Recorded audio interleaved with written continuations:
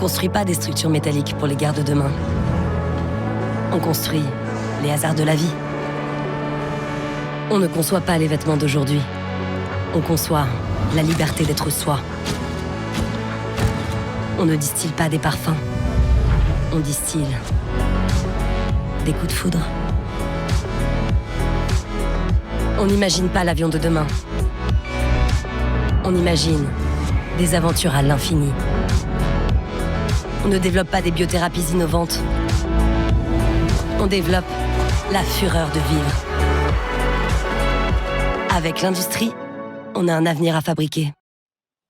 Bonjour à tous et à toutes et bienvenue dans ce nouveau live Industrie, spécial Industrie organisé dans le cadre de l'opération avec l'industrie pour la semaine de l'industrie. Voilà, 3 fois Industrie dit, je pense qu'on est bien parti avec bien sûr le soutien de l'OPCO 2i. Voilà, bienvenue sur ce live My Future. Je suis Sixtine et aujourd'hui je vais être l'animatrice et je suis très heureuse de vous faire découvrir un petit peu plus des images du monde professionnel et justement des parcours, des rencontres et notamment des retours d'expérience. Voilà, c'est à ça que servent les live métiers sur My Future, vous le savez. D'ailleurs, n'hésitez pas à aller regarder notre programmation sur notre site si ça vous intéresse d'en savoir plus pour les prochaines semaines. Mais avant de passer déjà dans le futur, on va parler au présent. Voilà, aujourd'hui, dans ce live spécial industrie, on met à l'honneur le centre Val-de-Loire. Donc, n'hésitez pas à dire dans les commentaires de quelle région vous venez. Je suis très curieuse de savoir si on a bien toute une unité sur toute la France. Et puis, bien sûr, les personnes qui viennent du centre Val-de-Loire, on vous invite à commenter plus vivement que les autres même. On a une modération d'ailleurs avec Lorraine. Merci Lorraine de t'occuper de la modération. Vous allez pouvoir voir, elle va un petit peu résumer tout ce qu'on se dit, les choses qui peuvent être un peu plus techniques ou même de base, juste pour être sûr que vous n'avez rien loupé. Donc n'hésitez pas à lire ces commentaires, ils sont d'utilité publique. Voilà, et encore une fois, le chat est à votre disposition pour que vous puissiez commenter un maximum et que je puisse faire passer vos questions aux professionnels du jour, parce que vous avez de la chance aujourd'hui, il n'y a pas une ou un seul professionnel, mais bien 2 professionnels qui vont venir nous parler de leur expérience dans le domaine de l'industrie. Voilà, donc je vous invite vraiment à commenter un maximum pour qu'on soit tous ensemble à en discuter. Je vais dire bonjour aux collèges et lycées et infrastructures qui nous ont rejoints. Donc la liste est longue, soyez indulgents. C'est parti pour le collège Stalingrad, bonjour. Alexandre Dumas, Paul Éluard, le collège Antoine de Saint-Exupéry, le Julien Croisé, Port-Louis, le collège Camille Claudel, lycée Nevers, le collège Saint-Paul, le lycée Samuel Beckett, le LP Charles Aliès Pézenas. On a aussi le collège Rabelais, le lycée Jeanne d'Arc à Nancy, le collège Félix Gaffiot, le collège André Malraux, Jean Richepin, le point formation jeunesse de Wingles, Jean Dunois, le collège Roger à Carcassonne, Maurice Genevois, le lycée français Pierre Loti-Sévigné, le collège Georges Braque, le lycée Saint-Riquier, le collège Pierre et Marie Curie, le LPO La Briquerie, le collège Émile Zola, je vais y arriver, le lycée Langevin Vallon, le collège Magicavo, Anthony Duvivier, le LP d'Arson-Val, Jeanne Cataillé aussi, le collège Les Bruneaux, Stéphane Mallarmé et enfin le collège François Brossette. Voilà, je pense être arrivée à la fin de cette longue liste. N'hésitez pas à me dire dans les commentaires si j'ai oublié une infrastructure, on sera bien heureux, enfin je serai bien heureuse de rectifier tout ça en direct. Je vous invite à voir tout de suite le sommaire d'aujourd'hui pour ceux qui n'ont pas trop l'habitude. Au début, on va commencer par voir en quoi consiste le métier des professionnels d'aujourd'hui. Ensuite, on ira comprendre un cas concret à l'oral. On reviendra sur leur parcours. On fera aussi un tour sur ce qu'elles préfèrent et ce qu'elles aiment un peu moins dans leur métier. On terminera bien sûr à l'oral si elles en ont des anecdotes ou au moins des clichés qu'on entend. Et bien sûr, on répondra à toutes vos questions. Donc, je vous réinvite à bien les poser dans le chat. Voilà, assez parlé pour moi. Je vous propose tout de suite de rencontrer Alizée et Madeleine qui sont en direct avec nous. Bonjour les filles, comment est-ce que vous allez? Bonjour. Bonjour. Vous allez bien? Oui, très bien, merci. Bonjour à tous. Oui, Bien, merci. Merci beaucoup d'être avec nous en direct. Du coup, j'allais dire ce matin, mais plutôt cet après-midi, en ce début d'après-midi. On va tenter d'y voir un peu plus clair sur vos 2 métiers. Donc, je veux bien, moi, par exemple, Alizée, si tu veux bien commencer, nous dire l'intitulé de ton métier et nous expliquer en 2-3 lignes en quoi ça consiste. Alors moi, je suis ingénieure et aujourd'hui, j'occupe le poste de responsable d'agence sur le secteur Centre Val-de-Loire, dans une entreprise qui fait des travaux de tuyauterie chez les industriels. D'accord, OK, très bien. Bon, merci pour ce préambule, on va dire. On va y revenir un peu plus en détail tout à l'heure avec des images. Mais on va venir du coup du côté de Madeleine. Madeleine, est-ce que tu peux nous donner, l'intitulé de ton métier, comme l'a fait Alizée, s'il te plaît? Oui, tout à fait. Alors moi, je suis ingénieure et l'intitulé de mon poste actuel, c'est coordinatrice d'études pour la conception des nouvelles centrales nucléaires. OK, ouais, de 2 métiers bien passionnants, je pense. J'ai hâte d'en savoir un peu plus, donc merci les filles d'être avec nous. On va tout de suite voir des photos et on va revenir à Alizée, vu que c'est les 3 premières photos, que tu nous as partagées, si je ne me trompe pas. Je veux bien que tu essaies de nous expliquer un petit peu en détail. Donc déjà, je vois que c'est un métier d'équipe, juste comme ça. Tout à fait. C'est d'ailleurs une photo de l'équipe, de mon équipe actuelle. Donc, je suis vers le bas là, de la photo. Et Mmh. donc, ça montre un petit peu nos tenues de travail pour intervenir chez les différents clients et pouvoir faire des travaux. D'accord, alors parce que pour en revenir un petit peu à ta mission, principale, les clients, ça va être quoi? Ça va être des entreprises ou ça peut être aussi des particuliers? Non, c'est uniquement des entreprises, des gens comme EDF. On intervient et on fait des travaux sur les centrales nucléaires, par exemple, mais aussi dans des usines de pharmaceutiques. On fabrique des médicaments, également dans des usines qui fabriquent de l'agroalimentaire, des plats préparés, par exemple, Ah ouais! dans toutes les industries. OK, donc ça sert vraiment à énormément de secteurs différents. Exactement. La première image, c'est ça, c'est une image de travaux qu'on a réalisés chez un client, dans la pharmaceutique, sur l'exemple en question. Waouh! Ah oui, donc ça fait quand même beaucoup de tuyaux là. Oui, alors ça, c'est finalement, c'est pas beaucoup de tuyaux, mais c'est plutôt un petit projet. Voilà, c'est une installation de plusieurs vannes, de plusieurs tuyauteries, sur un site qui fabrique, des médicaments que vous pouvez utiliser au quotidien. Voilà, OK, pour le mal d'accord. de tête, par exemple, ce genre de Ah choses. donc vous sauvez des vies, quelque part. C'est le début, quoi. Ça permet d'aider, en tout cas, ça fournit le matériel aux Exactement. autres infrastructures pour sauver des vies. Donc, merci, c'est grâce à toi qu'on a, qu'on a des médicaments. Mais alors, du coup, je veux bien que tu reviennes un petit peu sur les différentes tâches que tu vas avoir au quotidien. Donc, qu'est-ce que tu peux être amené à faire? À quelle heure tu arrives le matin? À quelle heure tu pars? Qu'est-ce que tu fais dans une journée type? Alors moi, je suis, on va dire, sur une semaine de 5 jours, 3 jours au bureau et 2 jours, je visite les chantiers où mes équipes, travaillent. Sur les journées au bureau, j'arrive plutôt vers 7:30, 8 heures au travail. Je m'installe, je dis bonjour à mes collègues. Souvent, on fait une réunion, de briefing au début de la journée pour savoir où est-ce qu'on en est un petit peu tous, sur les activités. Étant donné que je suis la responsable de l'agence, parfois je donne les tâches à chacun, je répartis le travail. Et puis, sur le reste de la journée, moi, mes activités principales, c'est de suivre, les chantiers qui sont réalisés chez les clients, en prenant contact avec les chargés d'affaires et les chefs de chantier qui font les travaux directement. Et puis, mon deuxième aspect, c'est de faire du commercial et du chiffrage. Donc qu'est-ce que ça veut dire? Ça veut dire, aller chez les clients qui ont besoin qu'on leur construise quelque chose, faire le point avec eux. Ils nous expliquent ce qu'ils veulent et puis nous, on revient avec ces données-là, au bureau et puis on va leur faire un devis, comme un devis pour faire des travaux dans une maison. Bah, là, on va leur faire un devis pour faire des travaux, dans leur usine. On va leur renvoyer ce devis qu'on aura passé du temps à faire. C'est quand même souvent des activités qui nous prennent, plusieurs semaines, parfois plusieurs mois à chiffrer. Oui, c'est Et puis ça, parce excuse-moi, juste pour réexpliquer au cas où pour les personnes qui nous suivent, qui ne sauraient peut-être pas, qu'est-ce que c'est un devis en fait? un devis, c'est un document qui précise le prix, des travaux qu'on va avoir à faire. Voilà, Super, les travaux très bien, qu'on aura nous très a bien demandés. résumé. Voilà. Et si le client, il considère que notre devis, donc le prix et puis les solutions techniques qu'on lui apporte, lui plaît bien par rapport aux autres qui lui auraient répondu, les autres entreprises, et ben, ce sera à nous de venir faire les travaux. Et là, c'est le rôle des équipes terrain qui interviendront et qui viendront faire, les travaux. Ils viendront installer les tuyauteries comme on voit sur la photo. Il y aura des soudeurs qui souderont, des tuyauteurs qui découperont les tuyauteries et voilà, tout un tas de personnes qui viendront, monter, le chantier. D'où l'importance de travailler en équipe. Tout à fait. Ok. C'est l'intervention de tout le monde qui permet de construire quelque chose. Moi, personnellement, ce qui m'a vraiment impressionnée dans tout ce que tu nous as dit, c'est le nombre de différentes casquettes que tu as dans ton métier. En fait, tu fais plein de choses. Tu vas sur le terrain, tu vas être derrière l'ordinateur, tu vas parler avec des clients. Enfin, tu bouges sans arrêt, en fait. Les journées ne se ressemblent pas, j'imagine. Non, je passe pas mal de temps dans ma voiture pour aller d'un Ouais. chantier à l'autre, d'aller D'ailleurs, est-ce que tu as une voiture de fonction, du coup? oui, tout à fait, Voilà. tout Donc à ça, fait. c'est une voiture qui est mise à disposition par l'entreprise, parce que forcément, si Alizé a besoin d'utiliser énormément sa voiture, si c'est sa voiture personnelle, bah, c'est un peu compliqué, quoi.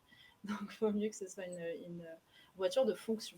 Ok, bah, trop bien, mais il y a quand même pas mal de choses à voir. Et toi, qu'est-ce que tu préfères? Est-ce que tu préfères être sur le terrain? Est-ce que tu préfères les rendez-vous clients? Est-ce que tu préfères au Mmh. contraire être tranquillement dans ton bureau à travailler sur les devis et autres choses à régler? Alors moi, j'adore aller chez les clients et être sur les chantiers, même si je peux pas faire que ça. Mais j'aime beaucoup ça parce que l'industrie est très diversifiée, donc les usines sont toutes différentes, donc c'est très intéressant et puis on rencontre plein de gens différents qui ont des métiers, très divers, donc c'est très intéressant. On a des échanges techniques, très intéressants. J'aime pas trop être dans mon bureau toute seule.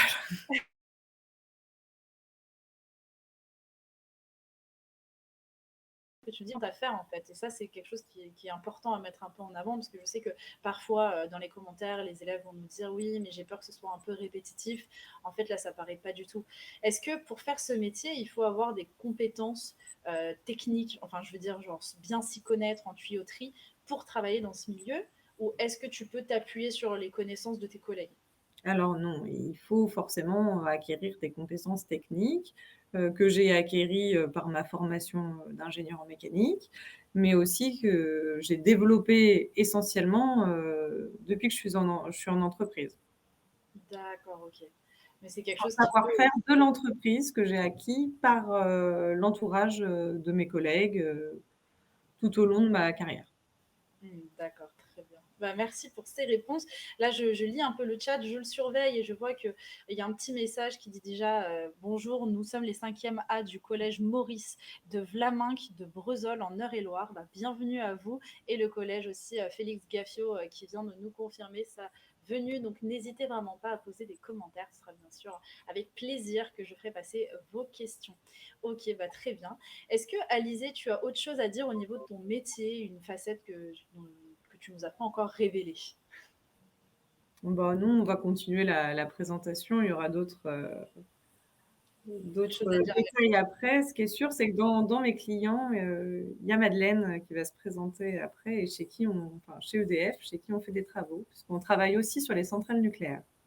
Génial. Bah, encore une nouvelle corde à l'arc que tu nous présentes. Et on va justement venir se concentrer sur Madeleine. Alors Madeleine, je veux bien que tu nous rappelles l'intitulé de ton poste, parce que c'est vrai que peut-être qu'il y a des jeunes qui nous rejoignent que maintenant. Et en quoi enfin, qu'est-ce que tu vas faire au Oui, quotidien et en quoi tout ça à peut fait. être lié à Alizé.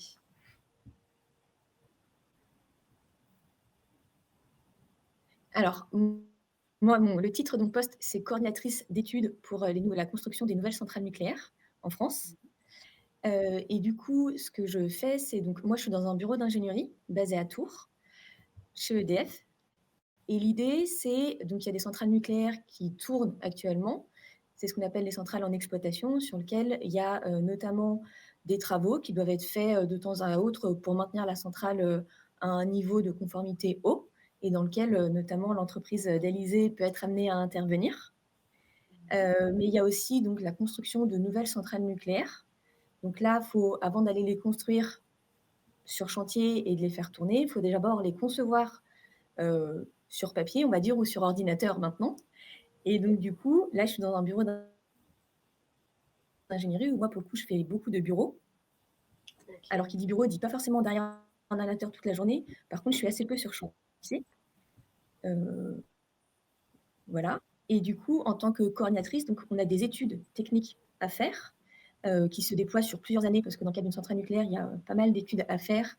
Il y a des études mécaniques, il y a des études électriques, il y a des études d'installation, de ce qu'on appelle du génie civil. Voilà, il y a beaucoup de choses. Tu me diras si tu veux que je revienne dessus. Mm.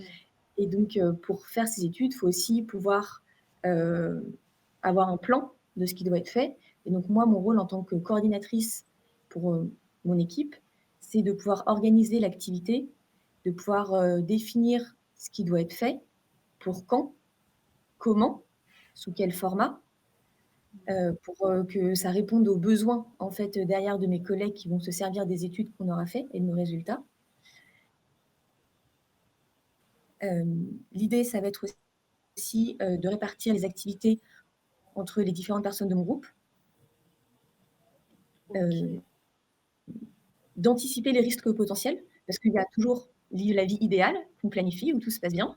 Et puis après, il y a la vie réelle, où il y a des petits aléas, où l'étude ne se passe pas comme on voulait, où il y a des problématiques parfois outils, où il y a des problématiques avec des fournisseurs, avec des clients. Voilà. Donc il faut savoir anticiper un certain nombre de risques et dire ce qu'on fera si jamais ça arrive. Voilà, anticiper des marges pour pouvoir gérer au mieux et pas se retrouver au pied du mur le jour où ça se produit. Ok, donc ouais, donc c'est un métier où il y a énormément de facettes différentes aussi. Là, pour le coup, ça se rejoint avec le métier d'Alizé, où en fait, j'imagine que tu ne t'ennuies jamais dans ton métier. Il y a beaucoup de choses Non, auxquelles penser. Ouais.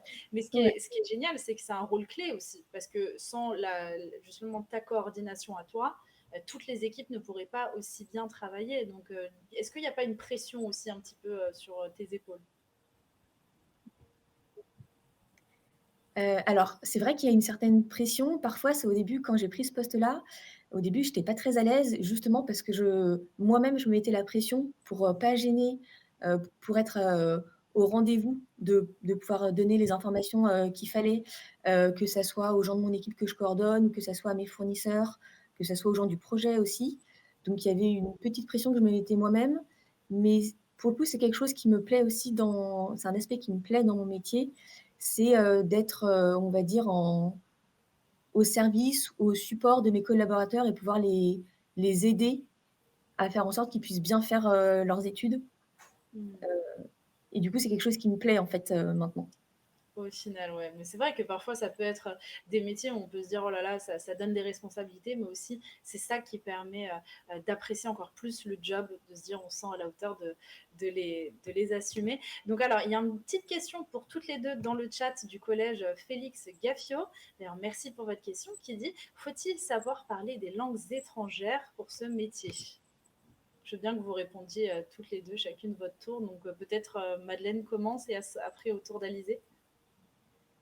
Euh, alors, dans mon métier, je dirais que c'est pas enfin, pour moi, c'est important. Ça va vraiment ouvrir des portes dans plein de domaines différents et dans un certain nombre d'entreprises, parce que maintenant, le monde fait qu'on travaille beaucoup avec des fournisseurs, des clients, des entreprises à l'international. Et donc, clairement, ça va faciliter le nombre de postes sur lesquels on va pouvoir postuler. Après, c'est pas forcément absolument essentiel. Il y a D'accord. aussi des entreprises où on travaille, moi, dans mon poste, je travaille essentiellement en français. Donc, c'est pas non plus rédhibitoire. Ok. Donc ça va, si on ne sait pas très bien parler anglais, c'est pas trop compliqué. Mais du coup, c'est bien de savoir qu'il y a des ouvertures de postes comme ça ou de pouvoir même se dire, ah bah tiens, ça peut être un plus aussi de savoir parler anglais. Donc ça, c'est super. Et à toi, Alizé, alors, est-ce qu'il faut parler anglais dans ton métier? Alors, moi, sur mon poste actuel, pas vraiment. Ça peut être un atout pour lire certains documents, parce qu'il y a quand même beaucoup de documents techniques en anglais. Mais au quotidien, on fait beaucoup de choses en français, puisqu'on est une agence locale qui fait des travaux en France pour des entreprises souvent françaises. Mais par mon passé, j'ai travaillé sur des chantiers où on ne parlait qu'en anglais, effectivement.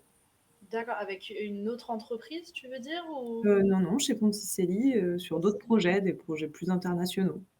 D'accord, c'était quel type de projet? C'est pas Il y a des projets de construction pareil, donc c'est Ok, plutôt des projets neufs où on construit des usines entières. Heu, d'accord. donc il y a des projets à Anvers, il y a des projets en UK, Hmm. il y a des projets un peu partout et on ne sait pas où seront les prochains. Donc l'anglais, c'est la langue internationale. Donc pour s'ouvrir sur ces projets-là, il faut parler anglais. Ok. Bon, bah, vous avez retenu la leçon, vous savez ce qu'il vous reste à faire chez vous. Donc, pour en revenir à Madeleine, merci d'ailleurs pour ta réponse, Alizée. Pour en revenir, Madeleine, sur ton métier, alors je vois là des post-it que tu as mis. C'est plus pour symboliser un peu l'organisation, j'imagine, ou qu'est-ce que Mm. tu voulais dire par là? Non, c'était ça l'idée, c'était d'organiser les tâches et de savoir lesquelles sont nécessaires pour passer à la tâche d'après, alors que parfois on peut mettre des tâches en parallèle. Tout n'a pas besoin d'être fait. Il n'y a pas un ordre forcément précis pour chaque tâche. Par contre, c'est important d'avoir une vision un peu globale de ce qui doit être fait et de le découper en sous-tâches pour que chacun puisse savoir quels sont les risques et les besoins de son étude. Bien sûr, c'est sûr que là, il faut être quand même assez organisé, j'imagine, pour faire ton métier. Alors, on a une question dans le chat de Faïs qui demande que faites-vous exactement quand vous êtes dans votre bureau? Alors, non, c'est intéressant comme c'est pour moi, c'est pas pour Alizée. Oui, oui, oui, vas-y, je t'en prie. D'accord. Euh, alors, il y a plusieurs choses. Il y a quand même une grosse partie de mon travail où je suis dans des bureaux, mais par contre, c'est plutôt la troisième image où je suis quand même pas mal en lien avec mes collaborateurs quand ils ont. Alors, on essaye d'organiser au mieux l'activité. Après, les gens, forcément, il y a ce qu'on prévoit en théorie et puis il y a la pratique. Et donc, souvent, il y a des questions, il y a des cas spécifiques qu'on n'a pas prévus dans l'activité et donc, il faut échanger avec ses collaborateurs. Donc, ils viennent me voir, ils me disent là, j'ai une question, j'ai un problème, comment on fait Et donc, c'est beaucoup d'échanges, voilà, à deux dans une salle de réunion pour que je comprenne la problématique et je propose des solutions. Ça, c'est une part de mon travail en lien avec, alors avec mes collaborateurs, c'est quelque chose que j'aime beaucoup, mais aussi avec des fournisseurs. Typiquement, ce matin, j'étais en réunion. Alors maintenant, on fait beaucoup de distanciel. Donc, pour le coup, c'était Oui, c'est du ce que j'allais te demander justement. Est-ce qu'ils viennent forcément directement dans ton bureau ou est-ce que ça se passe surtout par ordinateur? Ça se passe beaucoup par ordinateur maintenant, surtout depuis que ça s'est développé, Teams, etc. Hmm. Donc, c'est pas mal par ordinateur, notamment parce que moi, je suis à Tours et que j'ai un gros fournisseur qui est à Belfort. Je ne sais pas si tout le monde sait où est Belfort, mais donc si on devait se déplacer entre les deux à chaque fois, ça serait Un peu long. un petit peu long. Donc voilà, ce matin, j'étais en réunion en distanciel, mais avec des fournisseurs pour définir plus précisément une activité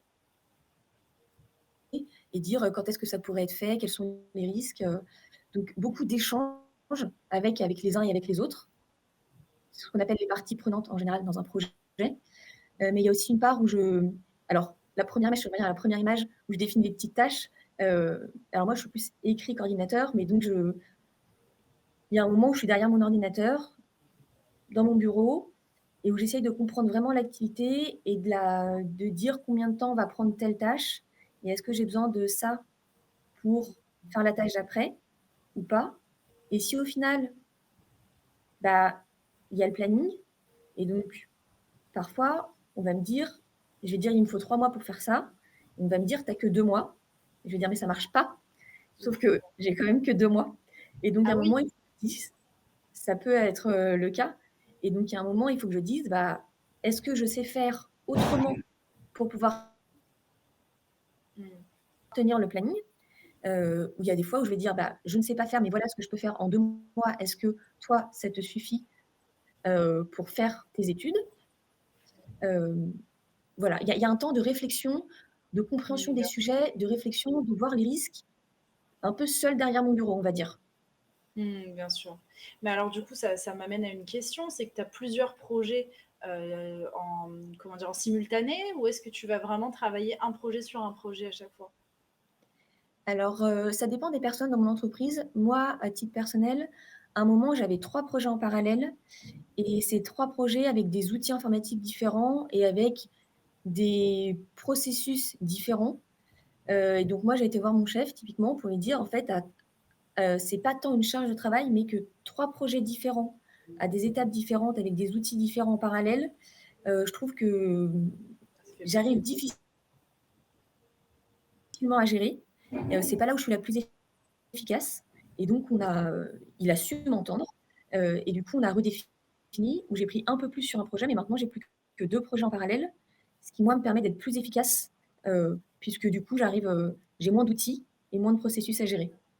Oui, c'est ça, tu peux plus facilement te concentrer à 100% sur ta tâche et aller plus vite Non, mais c'est sûr, c'est compliqué hein, des fois de devoir vraiment lâcher un projet, se remettre dans un autre et puis repartir sur l'un. C'est quand même assez difficile à faire au quotidien. Et donc la dernière image qu'on n'a pas vraiment commentée, c'est des graphiques, on dirait. Qu'est-ce que c'est? Alors, plus que des graphiques, c'est surtout la note où en fait, je peux être aussi amenée à être vérificatrice de notes, notamment de notes techniques de mes collaborateurs. Donc l'idée, c'est, soit mes fournisseurs, je leur demande de faire des études, ils me les envoient et moi je veux vérifier, enfin, je ne les prends pas forcément pour acquis. Donc je les revois, on appelle ça surveiller des notes, surveiller les documentations et je regarde si ça me convient ou pas, ou si je ne suis pas forcément d'accord avec ce qu'ils ont mis.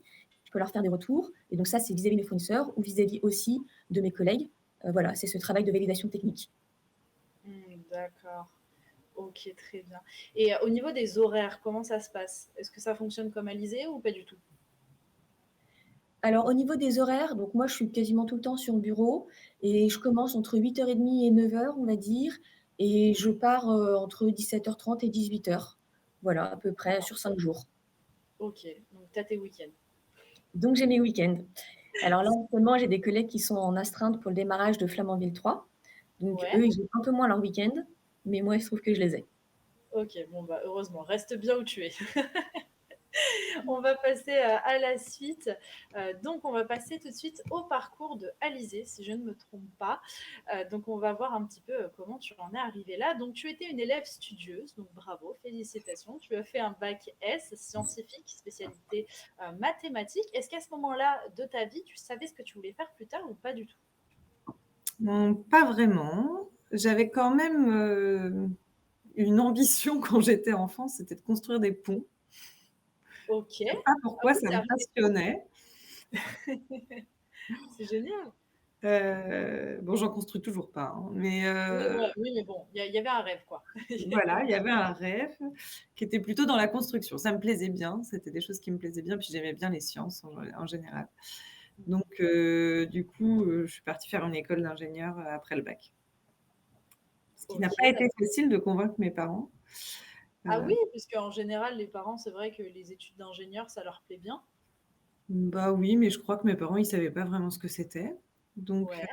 j'ai eu la chance d'avoir des professeurs, de mathématiques et de physique, qui les ont bien convaincus et qui m'ont bien poussée. Donc je suis allée en école d'ingénieur, qui était plutôt une école en mécanique et en matériaux, où j'ai passé, 5 chouettes années puisque c'était vraiment des spécialités qui me plaisaient. Hmm. Et en dernière année, d'école d'ingénieur, il faut faire un stage de fin d'études qui dure 6 mois. J'avais rencontré, l'entreprise Ponticelli pendant le forum entreprise de mon école d'ingénieur. Super. Ils avaient des grandes affiches avec des énormes grues, des tuyauteries partout, des images d'industrie, ça me plaisait, vraiment beaucoup. Donc Tu j'ai t'es dit: dit, ils vont construire des ponts. «Non», bah, à ce moment-là, je savais que c'était pas forcément ce C'était que je plus, voulais ouais. faire, mais en tout cas, les images me plaisaient beaucoup. C'était vraiment les choses Ça t'attirait, ouais. ouais, qui m'attiraient. Donc beh, voilà, j'ai postulé chez eux et j'ai commencé, chez Ponticelli pour mon stage de fin d'études et j'ai été prise en CDI à la fin et j'y suis toujours. Génial. Ok, bah, franchement, génial. Et ça fait combien de temps là que tu es là-bas? Eh bien, ça fait 10 ans. 10 ans, ok. Bon, bah, tu t'y plais alors. Oui, oui, oui, puis j'ai fait beaucoup de postes différents. Donc j'ai pas eu le même métier, Ok. depuis le début, donc c'est ça qui est chouette. C'est l'évolution qu'on peut avoir. Je fais pas la même chose depuis le début. J'étais pas responsable d'agence en arrivant à la fin de mon diplôme, bien sûr. Ok, donc est-ce que tu pourrais un peu nous lister tous les différents métiers que tu as fait? Alors, j'ai travaillé un peu au service achat au tout début, sur la Ok. partie, technique, les approvisionnements, les achats de grues, de matériel de levage. J'ai travaillé ensuite à la division grands projets, Ok. qui était donc la division où on construit, vraiment des gros sites industriels qui sortent de terre. Au début, on part d'un champ et puis on construit. Alors toujours dans le domaine plutôt de la tuyauterie, on intervient après les entreprises qui montent les murs en béton. Souvent, on est après eux. Et puis derrière nous, il y a des gens qui viennent faire la partie électrique et tout ça. Donc nous, on fait vraiment la partie tuyauterie. C'était Et j'ai vraiment travaillé en Lego. particulier sur l'EPR de Flamanville, donc la nouvelle centrale nucléaire qui est en cours de démarrage. Voilà. OK. Et après ça, je suis plutôt allée sur un poste en agence, donc en agence régionale, pour faire des travaux plus de proximité, sur des travaux plus petits au quotidien, sur des petites usines autour d'une agence. Et aujourd'hui, je suis responsable de l'agence. Ouais. Et au final, du coup, tu préfères travailler sur quoi? Sur des gros projets de grande envergure ou plutôt des petits projets? Non, je crois que j'aime bien tout, Mmh. mais chaque poste a un défi différent. Super. Alors aussi, est-ce que tu aurais un petit message pour les jeunes qui nous regardent et qui auraient un peu peur? Parce que c'est vrai que c'est un peu enfin, ce qu'on me dit souvent, d'avoir un peu peur des longues études, tu vois. Donc là, comme tu as fait quand même 5 ans d'études, comment tu l'as ressenti, toi? Est-ce que tu as eu l'impression que c'était long? Est-ce que tu t'es ennuyé? Ou est-ce qu'au contraire, tu as adoré de A à Z? Alors moi, j'ai pas trouvé ça très long. J'ai Ok. beaucoup aimé. Déjà parce que sur les 5 années, il y a une première période qui est très mathématique, très physique, qui ressemble un petit peu au lycée finalement, mais on apprend à travailler autrement. Puis ensuite, il y a une partie, qui se rapproche plus de la réalité, du terrain, au moins plus en application.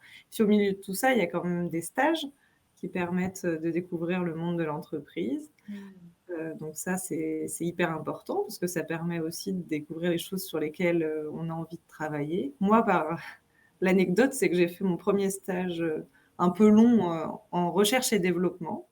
Donc c'est Ok. des services où on cherche des nouvelles choses pour une entreprise, des nouveaux procédés de fabrication, par exemple, des études sur des matériaux et j'ai Génial. détesté. Ah ouais? Ça paraissait bien, et tu le vendais bien. Mais non, mais il y a des gens qui aiment, hein, mais moi Ouais. j'ai pas du tout aimé parce que pour moi, c'était pas assez concret, c'était pas quelque chose qu'on fabriquait maintenant pour tout de suite, c'était pour plus tard et T'as pas j'ai pas accroché. accroché et du coup, Ouais. je me suis toujours dit: «Je bosserai plus jamais dans la R&D, dans la Bah, recherche au et moins, c'est bien, hein, comme je le dis à chaque fois pour les jeunes qui nous suivent. Des fois, c'est aussi très bien de savoir ce qu'on ne veut pas faire, parce que ça nous voilà». aide au moins à éliminer des choix et à se repencher, même si on ne sait pas encore tout de suite ce qu'on veut faire, au moins avoir une idée de ce qu'on veut vraiment pas faire. Donc voilà, les stages qui coupent un peu la formation sur 5 ans, plus, j'ai eu la chance de partir en Erasmus en Espagne, Oh, génial! et j'ai fait un stage aux États-Unis pendant 8 mois, heu, Ok. dans l'aéronautique. Donc c'est vrai que, bah, les 5 années sont vite passées et après il a fallu travailler. Ouais, et après s'y mettre. Ok, donc je comprends mieux pourquoi tu parles anglais alors. Ah oui, ouais, ouais, ouais. Ça t'a aidé. Ok, très bien. Et est-ce que, à ton tour, est-ce que maintenant tu prends des stagiaires dans ton Oui, entreprise? très Ouais, souvent, très souvent. super. On a des stagiaires, sur des courtes périodes parfois, donc des petits stages, de quelques semaines, de quelques mois. Et puis on a aussi des apprentis, des BTS en alternance, des ingénieurs en alternance. Non, non, au contraire, c'est impératif, pour intégrer les jeunes, à nos métiers. Puis bien faire, être immergé un peu dans le milieu, Mmh. j'imagine aussi de découvrir vraiment la réalité. Alors je vois vos questions, ne vous inquiétez pas, on va y répondre juste après, mais avant ça, on va passer au parcours du coup de Madeleine. Merci Alizé. Donc alors Madeleine, toi tu as fait, bah, un bac scientifique aussi, mathématiques. Donc là, on est sur le même, profil. Est-ce que tu avais une passion pour les ponts, toi aussi? Ou est-ce que tu avais une autre passion? Est-ce que tu savais ce que tu voulais faire à cette période-là? Alors, j'avais pas de passion pour les ponts, mais c'est pas grave, il en faut pour tout le monde. Pour ma part, c'était, les mathématiques.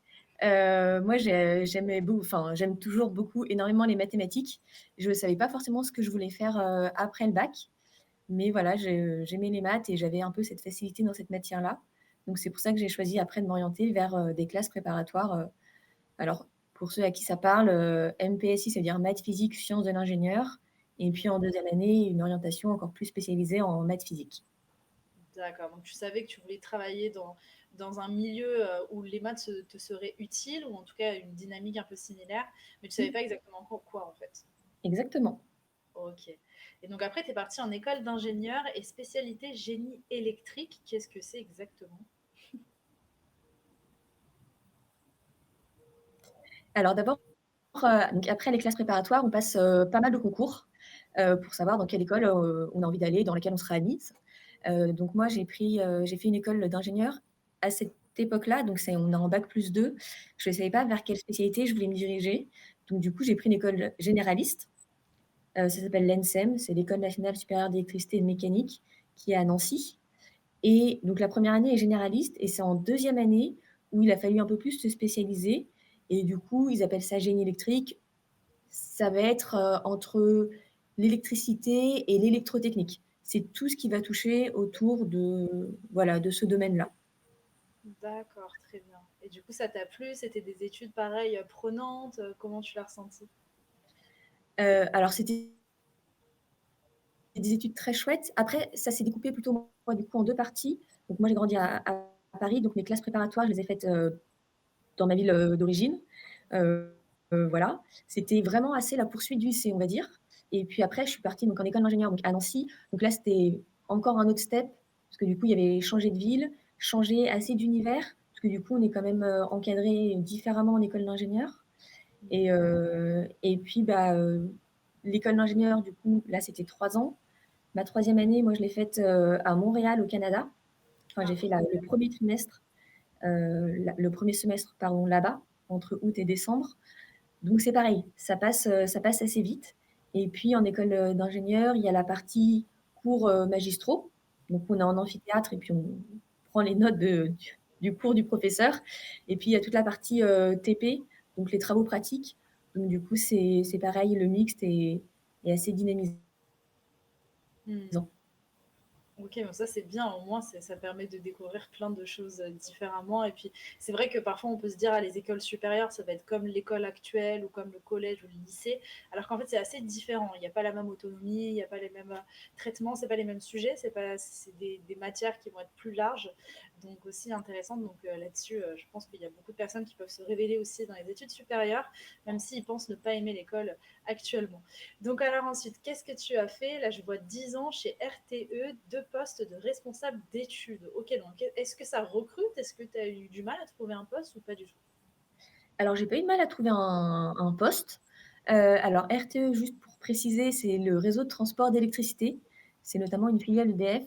Et je pense que ce qui vous parlera, c'est l'image des grands pylônes le long des autoroutes Ouais. avec des câbles qui relient, voilà, qui transportent l'électricité à haute et très haute tension. Et donc, du coup, après mon école d'ingénieur, il a fallu que je trouve un stage. Et puis après ce stage-là, pareil, se lancer dans la vie active hein, à un moment donné. Et du coup, donc voilà, j'ai cherché un métier et j'ai été prise là. J'y ai passé 10 ans. Donc là, je suis coordinatrice d'études. Mais du coup, pour coordonner des études, il faut savoir un peu savoir en quoi ça consiste de faire des études et donc en avoir fait soi-même. Et donc voilà, moi, ça fait 13 ans que je travaille. Et donc pendant 10 ans, j'ai fait des études techniques, notamment pas mal de modélisation numérique. Ok, Donc, donc via un logiciel. via un logiciel, derrière un ordinateur. Et moi, un peu plus dans la R&D. Et par contre, moi, j'adore ça. Ok, Donc, encore une fois, ça, c'est très bien. Il en faut pour tout le monde. Euh, voilà. ok, d'accord. Bon, bah génial, bah, sacré profil, hein, sacré parcours aussi. Franchement, bravo. Et puis, bah, écoutez, les filles, on va passer à la suite. Il y a pas mal de questions dans le chat, donc je vous propose, je vais afficher la slide, mais on va répondre un petit peu aux questions si vous le voulez bien. Alors, du coup, il y a eu la question qui est revenue plusieurs fois. Là, c'est vraiment libre à vous. Si vous voulez y répondre ou non, c'est une question où vous en doutez sur le salaire. Est-ce que c'est possible d'avoir une fourchette un peu large de vos métiers en tant que débutant ou au début de carrière? Est-ce que vous avez le chiffre en tête ou est-ce que vous préférez ne pas divulguer votre salaire? Ce qu'on comprendrait aussi, il n'y a pas de souci. Si vous voulez, je peux commencer. Chez Ponticelli, il n'y a pas de... En tout cas, je peux donner à peu près une fourchette du salaire Ouais, d'un ingénieur sorti d'école, on parfait. va dire, quelqu'un de débutant. Aujourd'hui, on serait autour de 3 000 € bruts par mois. Ok, donc brut, sans, on va enlever à ces 3 000 € les charges, etc. etc. Voilà, Donc ça c'est fait... un salaire brut. Mm, Sans avantages, bien sûr, chaque entreprise a des avantages, des tickets resto pour manger le ça, c'est midi, bien. Ça, on des adore. aides du CE pour partir en vacances, enfin bon, voilà, ce genre Génial. de choses. Mais sur, voilà, on va dire sur quelque chose juste le salaire brut, voilà. On va dire autour de 3 000 € actuellement, pour un très jeune débutant. Voilà. Super, bah, merci Alizé pour cette réponse. Est-ce que Madeleine, toi, tu veux bien y répondre ou tu préfères pas? Ce que je comprendrai, il n'y a pas de problème. En sortie d'école, alors chez EDF, on a des grilles assez cadrées qui dépendent du diplôme qu'on a. Et c'est donc sur ce diplôme-là qu'on va avoir que notre salaire en embauche va être déterminé. Et donc selon le diplôme en ingénieur, ça va dépendre, ça va varier entre 35 000 et 38 000 euros à l'année. D'accord. Donc après, il faut diviser par 12. Ok, bah, je laisse Lorraine, la modératrice, se charger de ça, s'il te plaît. Merci beaucoup. En tout cas, merci les filles pour votre franchise. Ensuite, on a une question du collège Félix Gaffio qui dit, en fait, du coup, quels sont les préjugés de vos métiers? Donc, peut-être un préjugé chacune, si je ne sais pas qui veut commencer, s'il y en a une qui a une idée. Moi, en général, dans la chaudronnerie, on pense que c'est un métier sale. Ah oui, Il y a toujours plein de poussière, que bon, c'est pas du tout le cas. je vous En tout rassure. cas, il y a des contextes qui font parfois dans certaines usines où c'est le cas. Mais dans la chaudronnerie, il y a des choses très propres, en particulier la pharmaceutique, typiquement, Oui, bien sûr. heu, ou la microélectronique, qui font les puces électroniques pour vos téléphones, par exemple. Ça, c'est vraiment des usines très, très, très, très propres et où on fait des travaux extrêmement propres. Oui, bah, c'est Même ça. des charlottes sur la tête pour pas qu'il y ait des Ah cheveux oui. qui tombent. Mais je sais très bien parce que tu sais, figure-toi qu'on a fait un tournage dans une industrie pharmaceutique justement. Et quand je suis arrivée, tout de suite on m'a dit, allez, tu te démaquilles, tous les bijoux, quoi que ce soit, c'est dehors, c'est au revoir. On met une charlotte, des lunettes, un masque à barbe pour les messieurs. Et puis c'est parti. Et vraiment, c'est impressionnant de rentrer dans ces usines parce qu'on se sent dans un film de science-fiction Oui, presque. tout à fait. Donc voilà, donc c'est un milieu très propre, autant que les réacteurs des centrales nucléaires, où on y va faire des travaux. Il faut rester dans un environnement très propre et faire des travaux malgré qu'on découpe des tuyauteries, qu'on fait enfin, qu'on utilise une meuleuse, enfin, des outils de découpe. Il faut rester sur un chantier très propre, bien nettoyé, bien protégé. Voilà. Donc quand on pense que les chaudronniers sont toujours sales, c'est faux. Ok, bah merci de casser ce préjugé. On a une question pour toi derrière dans le chat. Il y a Faïs qui te demande quel type de médicaments ton entreprise fabrique. Alors moi, je fabrique pas vraiment de médicaments, mais par contre, je travaille par exemple pour l'entreprise Sanofi qui fabrique plein de médicaments, qui ont des usines qui fabriquent des médicaments, comme le Doliprane, typiquement. Et nous, on vient réparer ou construire des tuyauteries pour que Sanofi puisse fabriquer des médicaments. Voilà. Ok, ça Mais les participe. usines ne nous appartiennent pas à nous, Ponticelli. Ouais, Les c'est usines ça. appartiennent à celui qui fabrique le médicament. Nous, on est les réparateurs. Trop bien. On a une autre question. Du coup, la 5e B vous demande si vous deviez changer une chose dans votre métier, que changeriez-vous? Euh, Une grande question, hein, on dirait presque un meeting politique là. non, bah, ça serait d'avoir plus de filles qui postulent parce que j'ai pas de collègues filles. Ça Très c'est peu. bien de le mettre en avant aussi parce que c'est un petit Voilà. peu un gros cliché qu'on va avoir, un préjugé qu'on a dans l'industrie de se dire, bah tiens, en industrie, il n'y a que les hommes qui y travaillent, alors qu'en fait, c'est totalement ouvert aussi bah, aux femmes, hein, comme quoi vous êtes toutes Ben les deux oui. la preuve. Mm. On cherche forcément aussi des femmes et on a du mal à avoir des CV de filles. Souvent, quand on ouvre une offre sur Internet, sur notre site, il y a très peu de femmes qui postulent, voire pas du tout. Mm. Donc, si je devais changer quelque chose, j'aimerais qu'il y ait plus de filles qui postulent chez nous. Ok, bon, en tout cas, vous savez ce qu'il vous reste à faire. Vous êtes la relève, les jeunes là qui nous regardent. Les filles, n'hésitez pas à venir dans l'industrie. On y est bien. Et en plus de ça, vous serez très bien accompagnés. Donc alors, on va passer à la slide. Alors, ce que tu aimes le plus dans ton métier, Alizé, tu nous as dit travailler en équipe et satisfaire les clients à la livraison des chantiers. Est-ce que tu veux un petit peu nous en dire plus? Enfin, moi, ce que j'adore, c'est que c'est le savoir-faire de toute une équipe, donc de chacun. Chacun a ses petites connaissances qui font qu'on fait des chouettes choses.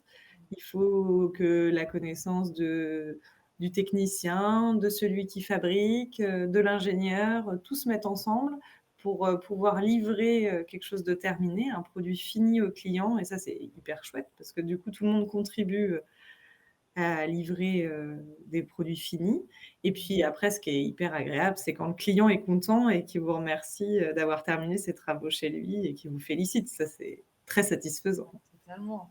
Et justement, est-ce que tu as un chantier qui t'a plus marqué qu'un autre dans ta carrière? Beh, il y a le démarrage de l'EPR de Flamanville, c'est pour moi quelque chose de très Ouais. agréable et de presque un peu émotionnel parce que Ouais, j'ai travaillé dessus il y a déjà quelques années et quand je suis partie du chantier, c'était pas complètement terminé forcément. Il y avait d'autres entreprises qui allaient terminer les travaux sur des métiers différents et beh, ça avait toujours un petit goût d'inachevé parce que c'était pas fini, c'était pas mis en route, contrairement aux autres projets qu'on fait puis qui sont plus rapides. Donc là, le fait que ça ait démarré, récemment, bah oui, c'est très chouette. totalement. C'est très Ah oui, satisfaisant, totalement. très J'ai c'est participé à ça, c'est fou quand même. ouais, voilà. Ouais, Mais, super. mais il y a plein de projets très chouettes où on fait des belles rencontres, on se lie d'amitié parfois avec des gens avec qui on travaille complètement. Mm, super. Et dans ce que tu aimes un peu moins, tu nous as dit du coup les activités administratives. Comme c'est bizarre. Eh bien oui, parce que forcément dans chaque métier, il y a des choses moins sympas à faire.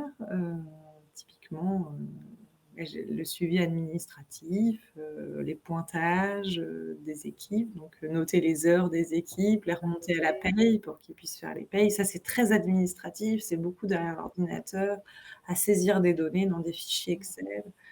C'est moins Ouais, c'est moins c'est ce qui moins me plaît. glamour. Voilà, c'est moins ce qui me plaît, mais c'est essentiel puisque c'est ça aussi qui permet à chacun d'avoir un salaire à la fin du mois. Ça permet de remonter les informations à ceux qui font les payes. Mm. Il y a une question de Shana qui demande aussi à quelle fréquence tu te déplaces en dehors de ton bureau. Alors moi, c'est vraiment toutes les semaines. Ok, super. Donc à chaque fois, tu prévois un peu à l'avance à quel moment tu viens sur les chantiers, comment ça fonctionne? Alors oui, il y a des choses que je prévois, des visites que je prévois, où j'appelle le client à l'avance et je lui dis: «Ben, on bloque cette journée, cette matinée pour faire une visite ensemble, le client, et moi». Et puis parfois, il y a des déplacements qui sont prévus à la dernière minute, parce qu'il y a une urgence, parce qu'il y a un problème sur un chantier, qu'il faut aller voir ce qui se passe, voilà, parce qu'il faut résoudre un problème et on a besoin d'un avis complémentaire, il faut aller voir des choses. Hmm. Donc voilà. Ok, ok, très bien. Donc il y a aussi un peu d'imprévu aussi de temps en Il temps. y a beaucoup d'imprévus. Super. Bah, écoute, merci beaucoup, Alizé. N'hésitez pas à poser vos dernières questions. Il nous reste encore allez, 2-3 petites minutes ensemble à peine. Donc voilà, Madeleine, comme vous avez pu le voir, a dû nous quitter. Donc je pense que c'était des petits soucis de connexion. Mais bon, voilà, on l'embrasse. En tout cas, si elle revient, on terminera de poser les questions. Mais comme il reste deux choses, je vais dire à l'oral un petit peu ce qu'elle nous avait partagé. Donc dans ce qu'elle aime le plus, elle avait dit permettre aux gens de pouvoir bien faire leur travail. Bon, ça, c'est vrai que c'est quelque chose qu'on a vu via son métier. C'est vraiment de la coordination, donc vraiment être là pour l'accompagnement de ses équipes. Et ça, pour le coup, vaut mieux aimer ça quand on est coordinateur, je pense. Et ce qu'elle aime un peu moins, elle nous a dit de devoir relancer mes collaborateurs. Donc ça, encore une fois, quand on fait la coordination, c'est le plus difficile. Ça va être vraiment de réunir les deux mondes en soi, les différentes personnes, les différentes infrastructures ensemble. Et j'imagine bien que parfois, ça peut être un peu compliqué. Donc voilà, super. Est-ce que, Alizé, avant qu'on se quitte, tu aurais un dernier mot à faire passer aux jeunes qui nous regardent? Eh bien, de ne pas vous arrêter et d'aller vers les formations qui vous plaisent. Et puis ceux qui ont envie de découvrir le monde du travail un peu plus tôt, d'aller, sur des métiers,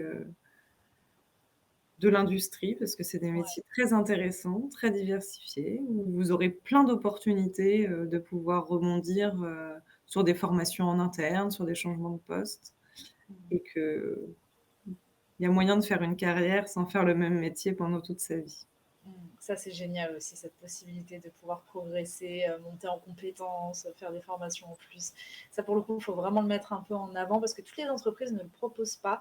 On n'accompagne pas leurs salariés aussi bien. Donc, ça, pour le coup, c'est vraiment chouette. Donc, on a encore quelques toutes petites questions rapides parce que le temps file. Mais du coup, Noé demande ce que Erasmus vous a apporté. Merci. Ah, bah, je pense déjà d'être très à l'aise en espagnol, ça c'est une certitude. De découvrir aussi comment était l'éducation et donc une école d'ingénieurs en Espagne, parce que c'était pas tout à fait comme celle dans Ah laquelle ouais? j'étais en France. Bah non, non, non. C'est différent? Comment c'est? Oui. Bah, c'était différent sur la façon de faire les cours. Déjà, il y avait beaucoup moins d'amphithéâtres, Ah ouais. beaucoup plus de travaux pratiques. Et leurs écoles d'architecture étaient liées aux écoles d'ingénieurs. Donc j'étais dans une école d'architecture là-bas, ce qui n'est pas du tout le cas en France. En général, c'est très Ouais. séparé. Donc non, et puis ça apporte forcément un peu d'ouverture d'esprit, c'est agréable. Ok, bon, en tout cas, tu donnes Mais envie. c'est pas un impératif quand on n'a pas l'opportunité de le faire. Il faut pas. Voilà. Hmm. C'est très chouette à faire, mais c'est pas un impératif. Ok, bon. Super. Il y a aussi le collège Félix Gaffio qui demande, mais on y a un peu répondu tout à l'heure, qui dit est-il possible de faire des stages si oui ou non. Donc on avait dit oui tout à l'heure avec Oui, toi, Alizé. Est-ce que tu sais comment est-ce que les jeunes, par exemple, pourraient postuler s'ils viennent du centre Val-de-Loire et qui aimeraient postuler dans ton bien entreprise? sûr. Comment ils Donc, font? moi, je travaille dans une entreprise qui s'appelle Groupe Ponticelli Frères. Et on a un site carrière qui existe, où dessus, il y a tout un tas de stages déjà existants sur lesquels vous pouvez postuler. Donc, le site de Ponticelli Carrière, ça s'appelle. Vous allez le retrouver, PONTICE2LI. Et si jamais il n'y a pas de stage qui correspond à votre besoin, il y a moyen aussi de déposer un CV et de dire que vous recherchez un stage dans le Val-de-Loire. Voilà. Super. Bah, merci beaucoup, Alizé. Il y avait encore une question. Si on te demandait si tu n'avais pas trouvé les années d'études trop longues, on y a répondu tout à l'heure, en tout cas, et tu nous as dit que non, globalement, ça allait. Ah non, non, j'ai pas du tout Ouais. trouvé ça trop long, Oui, effectivement. c'est ça. C'est passé très vite. C'est passé très vite. Tu m'as fait paniquer, je me suis dit, oula, pourquoi? Non, non, non, c'est ce que je disais tout à l'heure. C'est tellement, c'est long et en même temps, il y a tellement de choses à voir et à apprendre que ça passe très vite. Hmm. Ok, très bien. Bon, je vois qu'on a un lien qui vient d'arriver dans le chat via Christophe sur monavenirdanslenucléaire.com Ah aussi. oui, N'hésitez c'est pas à très aller. bien. C'est un site extrêmement bien pour les gens qui s'intéressent au nucléaire. Il y a plein de vidéos sur les métiers du nucléaire hyper intéressantes. Je vous Ouais, invite à aller sur Mon avenir dans le nucléaire complètement pour découvrir l'ensemble des métiers, parce que moi, je fais de la tuyauterie, mais il y a plein d'entreprises qui font d'autres métiers. Ouais, bah, mais pour faire tourner tout ça, il doit y avoir énormément de corps de métiers différents. Tout à fait. Ça, c'est génial. Et c'est vrai qu'on y gagne à y connaître un peu mieux tout l'univers du nucléaire. Donc, n'hésitez pas à aller regarder en complément d'information de ce live. Et puis, voilà, bon, il y a des questions. Le collège Félix Gaffio sur les horaires. N'hésitez pas à remonter un petit peu. Lorraine, la modératrice, avait réexpliqué. Alors moi, les horaires, c'est un peu différent de Lorraine. C'est plus des horaires terrain. Donc, vu que mes bureaux sont au-dessus de l'usine, depuis ma fenêtre de bureau, je vois l'usine. Ça, c'est cool. On préfabrique un petit peu. On est là un peu plus tôt le matin, plutôt vers 7h, 7h30. Ok. Voilà. Et tu as tes week-ends? Alors, moi, dans la maintenance, c'est difficile. On n'a pas toujours les week-ends parce que nos clients, ils ont des usines qui tournent tout le temps. Donc, parfois, on les dépanne le week-end. Mais c'est Ok. pas toujours les mêmes qui travaillent le week-end. D'accord, bon ça va, ça tourne. Oui. Ok, super. Bah, écoute, merci beaucoup Alizé. Bon, merci aussi à Madeleine, même si elle n'est pas là avec nous pour cette fin de live. Et puis voilà, vous, je vous invite aussi à regarder dans le chat. Il y a Lorraine, la modératrice, qui va pouvoir vous partager un sondage pour donner votre avis sur ce live métier, savoir comment on peut s'améliorer pour les prochains. Voilà, le prochain live d'ailleurs, c'est ce jeudi à 11h pour une visite virtuelle chez Axentis. Voilà, spécial industrie encore une fois. Vous allez découvrir les dessous dessous de cette usine, voir un petit peu les backstage. J'ai rencontré 3 personnes qui vont venir vous parler un peu de leur métier et de comment ils en sont arrivés là. Voilà, en tout cas, n'hésitez pas à regarder sur notre site internet, voir la programmation. S'il y a des lives qui arrivent dans les prochaines semaines qui vous intéressent plus que d'autres, n'hésitez pas déjà à vous inscrire.